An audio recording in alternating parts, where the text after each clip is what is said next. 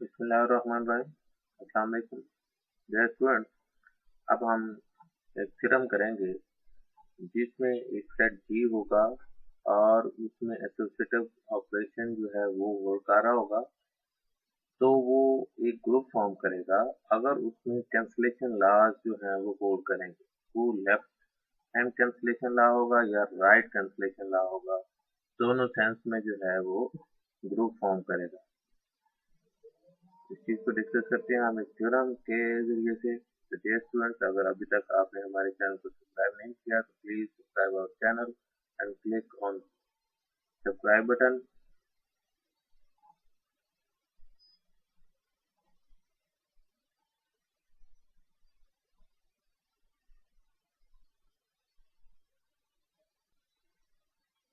Student, theorem की statement देखते हैं। A non-empty set G with an associative binary operation is a group if and only if the left and right cancellation law holds in G. That is, AB is equal to AC and BA is equal to CA implies that B is equal to C for all A, B, C belongs to set G. अगर हमारे पास कोई set G है और उसमें binary operation hold कर रहा है और वो एक ग्रुप फॉर्म हो रहा है, किस सूरत में? इफ एंड ओनली इफ, सिर्फ और सिर्फ एक यही कंडीशन हो सकती है कि उसमें लेफ्ट और राइट कैंसलेशन लॉ होल्ड करेंगे, तब वो सेट G बाइनरी ऑपरेशन के लिहाज से ग्रुप फॉर्म करेगा और उसमें इस तरह की प्रॉपर्टी सेटिस्फाई होगी। तो इसमें देखें A B is equal to A C, तो यहाँ पे देखें लेफ्ट साइड पे ए है तो ये कैंसिल होगा, इसके भी लेफ्ट साइड पे बी के लेफ्ट पे ए है, इधर सी के लेफ्ट पे ए है तो ये लेफ्ट से कैंसिल होगा, तो लेफ्ट कैंसिलेशन ना हुआ। इधर से बी के राइट पे ए है और इधर से सी के राइट पे ए है तो ए कैंसिल हुआ, तो राइट साइड से कैंसिल हुआ। तो ये आपके पास B is equal to C answer है for all A B C belongs set G. तो स्टूडेंट्स, इसको हम प्रूफ की मदद से देखते हैं। Suppose G is a group, हम ये कह के चलते हैं कि जी एक ग्रुप है। अब जी एक ग्रुप है, चाहे वो फाइनाइट हो या इनफाइनाइट हो, दोनों सेंस में हम इसकी बात करें, then each element A of G has an inverse, that is inverse of A also belongs to G। Students, याद करें कि ग्रुप की डेफिनेशन के हवाले से हमने ये बात की थी कि एक सेट G ग्रुप है तो उसमें 4 कंडीशन होल्ड करती हैं। फर्स्ट वन, उसमें सबसे पहले क्लोजर लॉ, सेट क्लोज होता है with respect to binary operation. उसके बाद एसोसिएटिव लॉ होल्ड करता है, फिर identity element with respect to binary operation भी होल्ड कर रहा होता है। इसके अलावा हर एलिमेंट का इन्वर्स भी उसी सेट G के अंदर मौजूद होगा, तब उस सेट G को आप ग्रुप का नाम देते हैं। तो यहाँ हम कह के चाह रहे हैं कि G एक ग्रुप है, तो इट मीन इसमें हर एलिमेंट का इन्वर्स भी एग्जिस्ट करेगा। तो ए हमने एक एलिमेंट जो कि G से बिलोंग कर रहा है, तो इन्वर्स ऑफ ए भी उसी सेट G के अंदर मौजूद होगा। अब जो फर्स्ट कंडीशन है A B is equal to A C, वो हम देखते हैं। Since A B is equal to A C, अब यहाँ पे ना हमने इसके इन्वर्स ऑफ ए के साथ प्री मल्टीप्लीकेशन हमने दोनों तरफ की है, इधर लेफ्ट साइड पे भी और राइट साइड पे भी। तो inverse of A pre multiply किया है, तो ये आपके पास inverse of A into A B is equal to inverse of A into A C. Associative law hold करवाते हुए, क्योंकि ये हमारी स्टेटमेंट में ये बात लिखी हुई कि एसोसिएटिव लॉ उसमें होल्ड करता है, तो हमने ये इन्वर्स ऑफ ए और ए को इकट्ठा कर दिया और बी अलग कर लिया, इसमें भी ऐसे किया। तो अब देखें स्टूडेंट्स, ये inverse of A into A, ये एक दूसरे के इन्वर्सेस हैं, तो आइडेंटिटी एलिमेंट शो करेंगे और identity into B is equal to B. इधर से inverse of A into A, ये आइडेंटिटी शो किया, identity into C, answer is C. तो इस तरह है B is equal to C, ये पहली बात है सेटिस्फाई होगी लेफ्ट कैंसलेशन लॉ के हवाले से। इसी तरीके से अगर हम इन्वर्स ऑफ ए इसके राइट साइड पे और इधर भी राइट साइड से मल्टीप्लाई करें तो right multiplication means that post multiplication कहलाती है। तो भी इसी तरह होगा, ये आपके पास जो है ये कैंसलेशन लॉ, इसमें कैंसलेशन लॉ होल्ड करेगा और उसके बाद जो है वो ए इनवर्स ऑफ ए से कैंसिल हो जाएगा और इधर आपके पास बी आ जाएगा और इधर सी आ जाएगा। तो यही बात हमने यहाँ कही है। Similarly we can find B A is equal to C A implies that D is equal to C. तो इस तरह जो है हमने लेफ्ट और राइट कैंसलेशन लॉ की मदद से ये जो स्टेटमेंट में हमारे पास बात थी A B is equal to A C and B A is equal to C A implies that B is equal to C for all A, B, C belong to set G। अब student देखें इसमें condition क्या थी, if and only if की condition means that अगर left side right side के equal है, अगर एक बात ये हमने ली है कि सेट G जो है बाइनरी ऑपरेशन के लिहाज से ग्रुप साबित होता है और उसमें कैंसलेशन लॉ होता है, तो अब कैंसलेशन लॉ को लेते हुए हमने साबित करना है कि G जो है वो एक ग्रुप फॉर्म हो रहा है और उसमें हमने अब कन्वर्सली सपोज करें, conversely suppose that G is a finite non-empty set with an associative binary operation and in G the left and right cancellation laws are whole। अब हम ये कह के चाह रहे हैं कि सेट G जो है वो एक आपके पास नॉन एम्प्टी सेट है और उसमें बाइनरी ऑपरेशन होल्ड करते हुए लेफ्ट और राइट कैंसलेशन लॉ होल्ड कर रहा है। अब हमारा टारगेट क्या है कि हमने इस G को ग्रुप साबित करना है। We have only to show that G has identity element and an inverse of each of its elements। अब हमने जो है दो बातें इसमें अगर सेटिस्फाई करवा दें तो ये सेट G आपके पास ग्रुप साबित हो जाएगा। पहला क्या कि इसमें आइडेंटिटी एलिमेंट एग्जिस्ट करे और इसके अलावा दूसरी बात क्या कि हर एलिमेंट का इनवर्स भी इसके अंदर मौजूद हो। स्टूडेंट देखें ये उसके लिए हमने देखेंगे ये कर रहे हैं। तो suppose that A B is equal to A C, cancellation law जो है वो हम ले रहे हैं। तो इसमें देखें लेफ्ट कैंसलेशन लॉ लिया तो A B is equal to A C, तो इम्प्लाइज दैट ये लेफ्ट कैंसलेशन लॉ इस पे अप्लाई किया तो B is equal to C होगा। ठीक है, ये हमने लिया। Consider the mapping alpha from set G to set G। एक हम फंक्शन जो है वो हम ले रहे हैं अल्फा जो कि सेट G से सेट G की तरफ है, means that domain set G है और रेंज भी सेट G ही आ रहा है। गिवन बाय इस तरह की कंडीशन रोल करता है किसी भी अल्फा पे ये किसी भी डोमेन A पे अल्फा अप्लाई हो तो आंसर ए बी शो होता है। ठीक हो गया। इसी तरीके से स्टूडेंट यहाँ पे क्योंकि हमने लेफ्ट कैंसलेशन लॉ देखा है तो उसी लिहाज से देखें किसी भी डोमेन बी पे फंक्शन अल्फा अप्लाई हो तो आंसर वही डोमेन बी और साथ में लेफ्ट पे ए मल्टीप्लाई हो जाता है। इस तरह की जो है वो कंडीशन इसमें दी गई है। For all B belongs to set G and A also belongs to set G। दोनों A और B जो है वो set G से बिलोंग करते हैं। Is an arbitrary but fixed, हम इसको arbitrary भी कहते हैं और फिक्स भी कर रहे हैं। फिक्स जो है वो पैटर्न को फिक्स कर रहे हैं और यहाँ पे जैसे डोमेन चेंज होगी उसी लिहाज से रेंज में भी चेंज आता रहेगा। As alpha is injective, हम ये कह रहे हैं कि अल्फा जो है फंक्शन जो हमने लिया है मैपिंग जो ली है वो इंजेक्टिव है। इंजेक्टिव से मुराद क्या होता है, वन वन मैपिंग होती है, मींस दैट डोमेन में एक एलिमेंट रेंज के एक ही एलिमेंट के साथ रिलेट हो रहा है। इसको नेक्स्ट हम देखते हैं कि ये वन वन किस तरह का होता है। Because for B C belongs to G. अब देखें बी और सी कोई और एलिमेंट है जो कि जी से बिलोंग कर रहे हैं तो उसके लिए भी हम देख रहे हैं कैसा, किसी भी डोमेन बी पे अल्फा अप्लाई हो तो आंसर बी होगा, साथ में लेफ्ट साइड पे कोई और एलिमेंट मल्टीप्लाई होगा।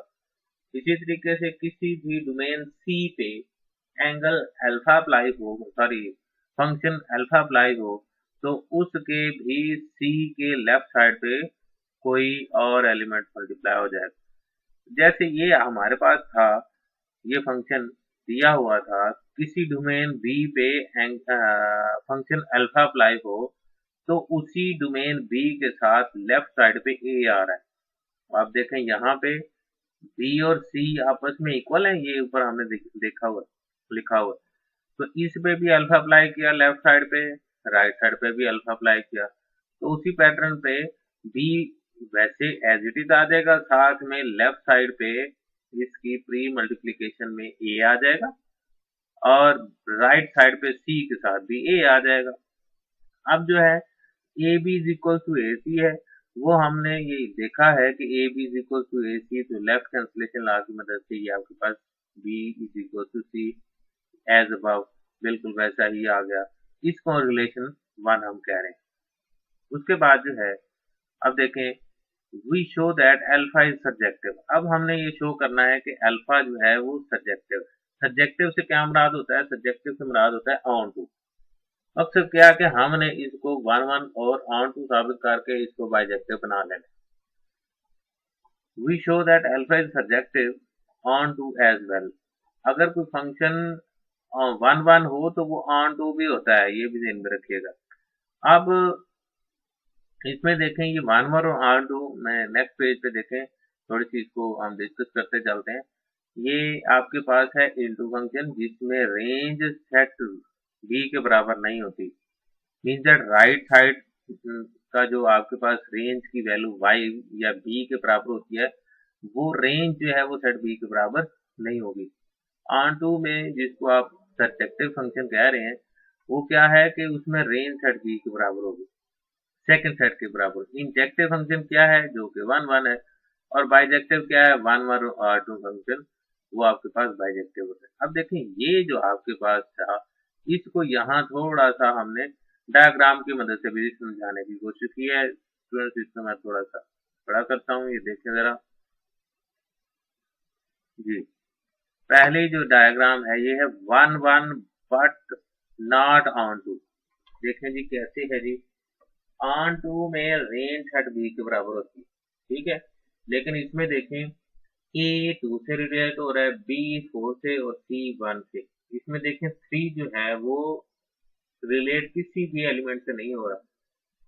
इसकी रेंज में एलिमेंट आ रहे हैं 1, 2 एंड 4। 3 किसी भी एलिमेंट के साथ रिलेट नहीं हुआ, तो it means range set B के बराबर नहीं है। अब नेक्स्ट में देखें onto but not 1 onto से क्या मुराद है कि रेंज सेट बी के बराबर होती है। अब देखें ए 2 के साथ रिलेट हो रहा है, डी भी 2 के साथ रिलेट हो रहा है, बी 1 के साथ रिलेट हो रहा है और सी 3 के साथ। तो रेंज सेट बी के तमाम एलिमेंट सेट ए के किसी एक एलिमेंट के साथ लाजमी रिलेट हो रहे हैं। तो इस तरह ये फंक्शन तो है, लेकिन ये आपके पास ऑन टू है लेकिन 1 नहीं है। इसमें देखें रेंज सेट बी के बराबर है, लेकिन इधर के 2 एलिमेंट इधर किसी एक एलिमेंट से रिलेट हो रहे हैं, तो ये 1 नहीं है। तो उसके बाद 1 एंड ऑन टू, मतलब यह है कि ये बाइजेक्टिव फंक्शन है। देखें लेफ्ट साइड पे ये आपके पास सेट ए में 4 एलिमेंट है, सेट बी में भी 4 एलिमेंट है, तो हर एलिमेंट सेट बी के किसी एक एलिमेंट के साथ रिलेट हो रहा है। तो इस तरह जो है सेट बी के तमाम एलिमेंट सेट ए के सिर्फ एक ही एलिमेंट के साथ, हर एलिमेंट एक ही एलिमेंट के साथ रिलेट हो रहा है। तो इस तरह जो है यहाँ 1 की मैपिंग भी है और इसके अलावा रेंज सेट बी के बराबर भी है। तो ये आपके पास 1 और ऑन टू फंक्शन है। उसके बाद नेक्स्ट क्या है, नाइदर 1 नॉर ऑन टू। 1 से क्या मुराद है कि इधर के 2 एलिमेंट इधर के किसी एक एलिमेंट के साथ रिलेट हो गए। मतलब ये है कि रेंज में 2 डिफरेंट डोमेन के एलिमेंट एक ही रेंज को शो कर रहे हो। तो यहाँ देखिए ए और आपके पास सॉरी हाँ ए और सी जो है उनका आंसर 2 सेम आंसर आ रहा है, तो आपके पास ये 1 की कंडीशन ना हुई। ऑन टू में क्या होता है कि रेंज सेट बी के बराबर होती है। तो यहाँ देखें रेंज में ये 4 जो है वो नहीं आ रहा, तो ये ना तो 1 1 है और ना ऑन टू है, लेकिन फंक्शन है, ये ध्यान में रखिए। उसके बाद क्या है फिफ्थ में, ये not a function. Not function में क्या है कि ये फंक्शन है ही नहीं। इसकी क्या रीजन है कि डोमेन का एक एलिमेंट रेंज के सेट बी के सेकंड सेट के दो एलिमेंट डिफरेंट एलिमेंट के साथ रिलेट हो रहा है, तो ऐसा पॉसिबल नहीं होता कि फर्स्ट एलिमेंट रिपीट हो जाए ऑर्डर पेयर में। तो ए 2 के साथ भी रिलेट हो रहा है और ए 4 के साथ भी रिलेट हो रहा है, तो इस रीजन से ये एक फंक्शन नहीं है। तो स्टूडेंट्स इस तरह जो है ये 5 कैटेगरी को हमने डिस्कस किया। फर्स्ट वन जो है इसमें 1 1 but not onto, 1 1 sorry onto but not 1 1, 1 1 and onto, 1 1 not onto, ना तो ये 1 1 neither 1 1 neither 1 1 not onto function, और ये है नॉट अ फंक्शन। अब जो है वापस हम अपने पिछले उसकी तरफ आते हैं।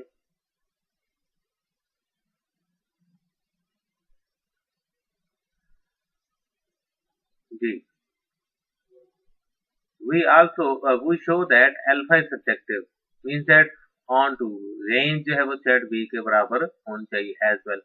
For this let small a belongs to set G, we show that there is an element B belongs to set G such that इस तरह की कंडीशन और करे किसी भी डोमेन B पे फंक्शन अल्फा अप्लाई हो तो आंसर ए आ जाए।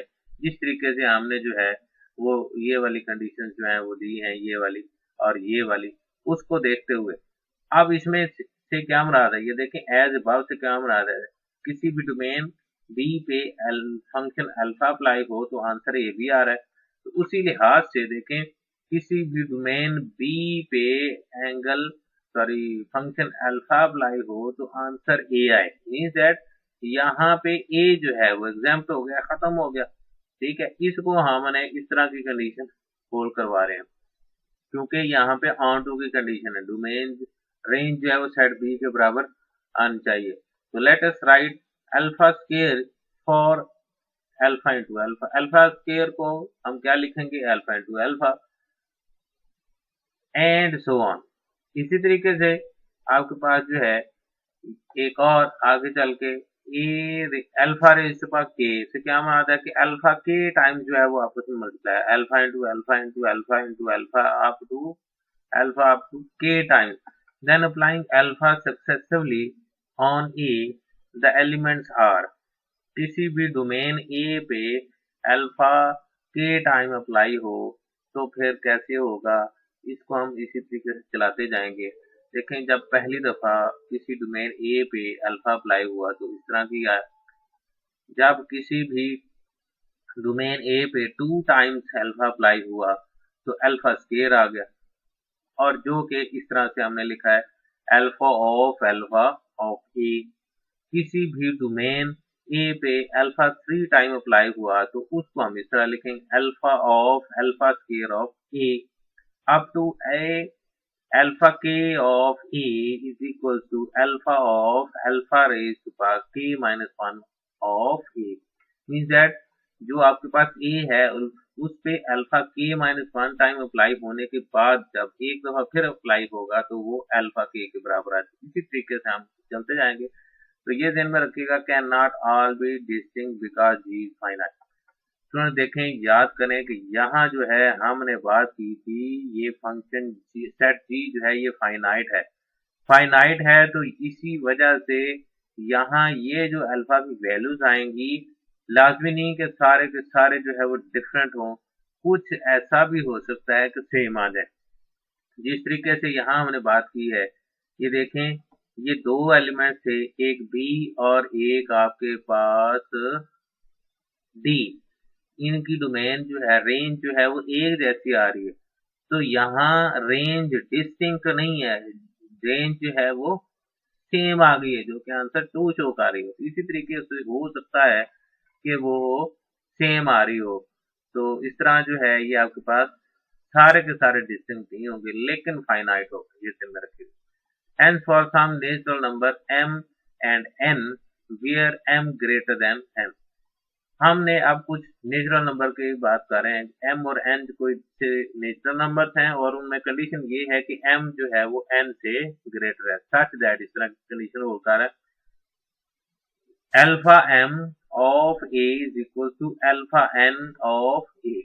हम ये कह रहे हैं कि जब किसी भी डोमेन a पे अल्फा रेज़ पर m अप्लाई हो या किसी भी डोमेन a पे अल्फा रेज़ पर n अप्लाई हो, लेकिन आंसर जो है वो एक जैसा शो कर रहा है, इसको हमने रिलेशन 3 कह दिया। वो कैसे हो गया उसको हम देख रहे हैं। Also note that if alpha of a is equal to, जब किसी भी डोमेन a पे फर्स्ट टाइम जो है अल्फा अप्लाई हो तो उसको हम अल्फा प्राइम कह रहे हैं। अल्फा रेज ऊपर जो सिंगल प्राइम या ऊपर सिंगल डैश हमने लगाई है इसको हम अल्फा प्राइम पा रहे हैं, सिंगल प्राइम। जब 2 टाइम अप्लाई होगा तो alpha square of a is equal to alpha double prime आ जाएगा। इसी तरीके से अगर अल्फा क्यूब आएगा तो यहाँ ट्रिपल प्राइम आ जाएगा, इसी तरह चलता जाएगा। तो इसमें देखें अब ये जो alpha of a is equal to a prime, alpha square of a is equal to a double prime, ये कैसे हो गया? देन बाय अबव इसकी मदद से हमने देखा है, ये देखें alpha square of a is equal to a double prime is equal to alpha of a b. अब ये जो बात है इसको हमने इधर राइट साइड पे देखें, हमने इसको सिंप्लीफाई किया है। अल्फा जब ए पे किसी डोमेन ए पे अप्लाई होगा तो वो आपके पास आया आंसर ए प्राइम। जब के डेफिनेशन के हिसाब से किसी भी डोमेन ए पे अल्फा अप्लाई हो तो आपके पास जो है वो साथ में कुछ एलिमेंट मल्टीप्लाई हो जाता है। अब हमने यहाँ ना राइट साइड पे मल्टीप्लाई किया, अब राइट मल्टीप्लीकेशन हो रही है यहाँ पे, तो ये देखें डोमेन वही आ गई है, साथ में एक एलिमेंट बी जो है उसका इजाफा हो गया राइट साइड में। जब अल्फा डबल प्राइम जो है उसकी लिहाज से देखेंगे, ए डबल प्राइम के लिहाज से अल्फा इस ए बी पे अप्लाई होगा तो ये क्या देगा alpha of a b as it is आया और साथ में राइट साइड पे बी मल्टीप्लाई हुआ। अगर आपके पास अल्फा क्यूब आ जाए, अल्फा क्यूब ऑफ ए, तो वो क्या होगा ए बी स्केयर आ जाएगा और साथ में बी एक दफा और मल्टीप्लाई हो जाएगा। तो इस तरह जो है वो आपने देखना है, तो ए बी इंटू बी आ जाएगा इस तरह करके। तो अब जो है हमने यहाँ देखें alpha of a B is equal to a b as it is आया, साथ में बी मल्टीप्लाई हुआ। अब स्टूडेंट देखें कि इज इक्वल टू ये वाली जो वैल्यू है ये आपके पास बेसिकली किसकी है, अल्फा ऑफ ए प्राइम की वैल्यू ये देखें आपके पास ये वाली नहीं है, A prime is equal to alpha of A. यहाँ देखें इस साइड पे देखें alpha prime is equal A prime is equal to alpha of A, और ये क्या है ये आपके पास ए बी के बराबर है। तो यहाँ पे देखें इस ए बी की जगह हमने आपके पास ये ए प्राइम पुट किया हुआ। अब इसको जरा डेफिनेशन के हिसाब से इस चीज को समझते हुए हमने देखें किसी भी डोमेन ए प्राइम पे अल्फा अप्लाई हो तो वही डोमेन के साथ राइट साइड पे बी मल्टीप्लाई हो रहा है। तो देखें भैया हमने काम किया वही domain a prime into B is equal to ये बेसिकली किसके बराबर है, ये आपके पास देखें ए प्राइम आपके पास था जब किसी भी डोमेन ए पे एक दफा अल्फा अप्लाई होगा तो वो आपके पास ए प्राइम आ जाएगा। अब ए प्राइम के साथ राइट साइड पे बी मल्टीप्लाई हो रहा है तो it means basically alpha 2 times apply हुआ, तो वही हमने अल्फा स्क्वायर ऑफ ए लिख दिया।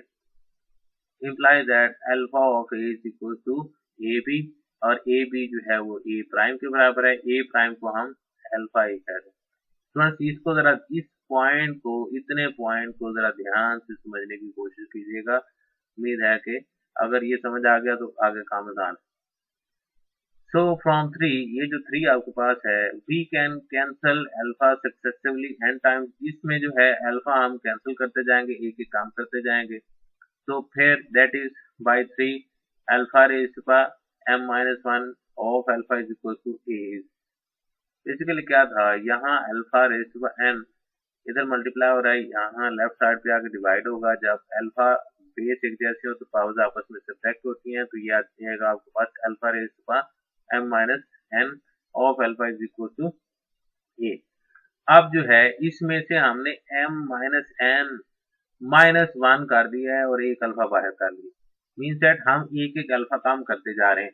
अब alpha of alpha raise to power m minus n minus 1 of a is equal to a। Right side पर तो वही है। अब स्टूडेंट्स देखें, ये जो ब्रैकेट के अंदर जो वैल्यू है alpha raise to power alpha m minus n minus 1 of a, ये जो है ये आपके पास किसके बराबर है, इसको हम b के बराबर लिख रहे हैं। ठीक हो गया। तो अब जो है for some b belongs to set g, hence alpha of इसमें को हम अपनी तरफ से सपोज करेंगे वो b के बराबर हो, तो alpha of b is equal to a। इस तरह जो है ये आपके पास alpha of b is equal to a के बराबर है।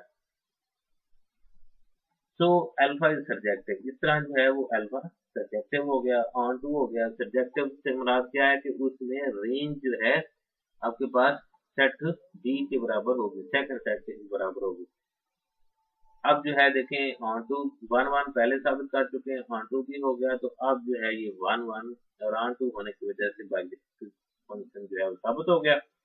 Since for each x belongs to set g, then alpha of x equal to उसी डोमेन x के साथ लेफ्ट साइड पे मल्टीप्लाई हुआ belongs to g, ये था लेफ्ट मल्टीप्लीकेशन। अब there is a unique b belongs to set g such that, देखिए ये जो आंसर आया किसी न किसी चीज के बराबर तो होगा ना, तो वो ax equal to small b, ये रिलेशन होगी। Four, so the above equation has a unique solution similarly by symmetric property x is equal to 2।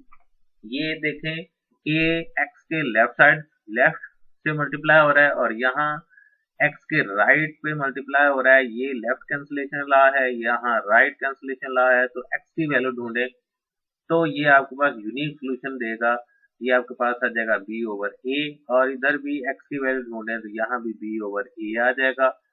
यहाँ से लेफ्ट कैंसिलेशन लॉ अप्लाई होगा और इधर राइट कैंसिलेशन लॉ अप्लाई होगा, तो इधर से आपके पास वैल्यू जो है x equal to b inverse of a, sorry left cancellation law inverse of a into b, और इधर रिलेशन 5 में b into inverse of a right side पे आ जाएगा। As a unique solution, the unique solution of equation ax is equal to b and x equal to b। अब देखें इसके right side पे भी b है और इसके राइट साइड पे भी b, मतलब ये है कि कुछ एक जैसी चीजें जो हैं वो दोनों साइड पे हैं।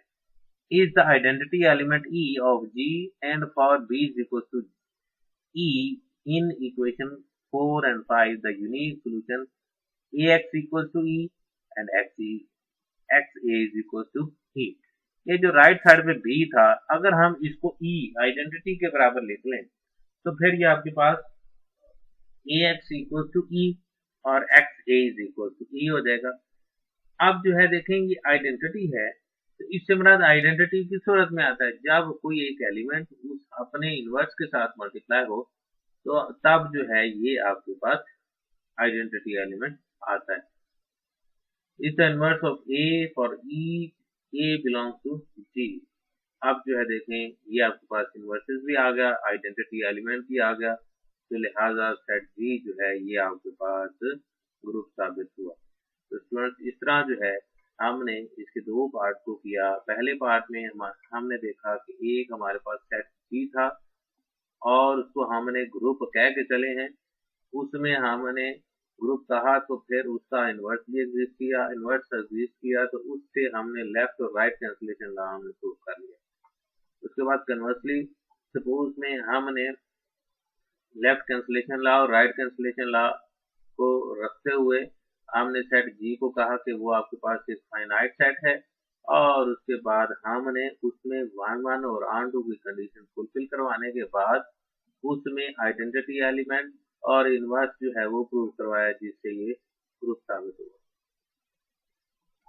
स्टूडेंट तीसरा जो है जो उसकी स्टेटमेंट है हमारे पास, ये स्टेटमेंट थी कि non empty set G with an associative binary operation is a group if and only if the left or right cancellation law holds in set G.